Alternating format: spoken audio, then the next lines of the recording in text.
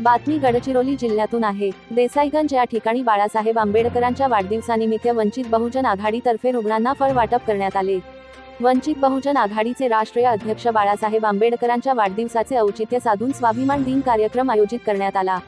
या प्रसंगी देसाईगंज येथील ग्रामीण रुग्णालयातील रुग्णांना वंचित बहुजन आघाडीतर्फे फळवाटप तसेच फराळ वाटप करण्यात आले।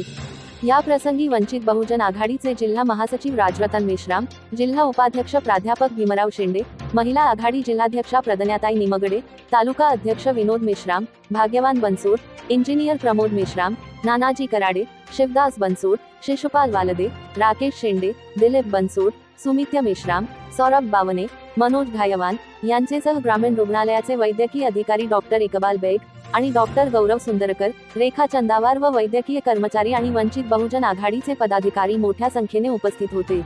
GTN न्यूजला लाईक आणि सबस्क्राईब